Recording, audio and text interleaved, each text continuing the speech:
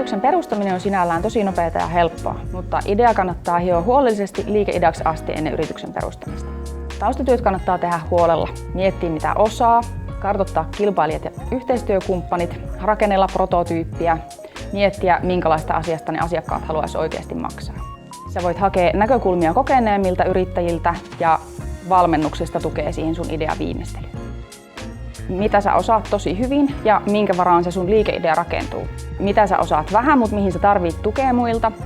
Ja mitä et osaa ollenkaan, minkä tekemisestä sun kannattaa mieluummin maksaa muille kuin opetella se itse.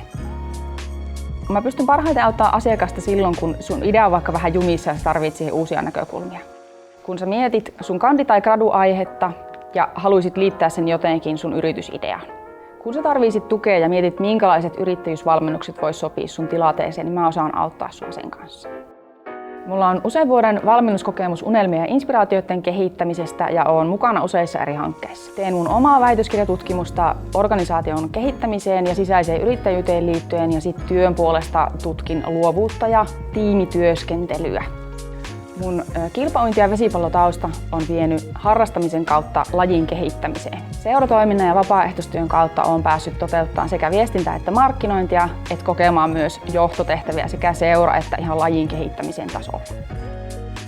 Yrittäjyyttä kannattaa lähteä kokeilemaan silloin, jos sulla on jotain semmoista osaamista, minkä kautta sä voit olla hyödyksi muille. Tulevaisuuden työelämä tarjoaa monipuolisia mahdollisuuksia kehittää sitä sun omaa osaamista sillä tavalla, mikä toimii sulle parhaiten. Olipa se sun tämänhetkinen tilanne mikä tahansa, on pääasia mun mielestä, että sä teet jotain semmoista, mistä sä tykkäät ja mikä sopii sun tämänhetkiseen tilanteeseen.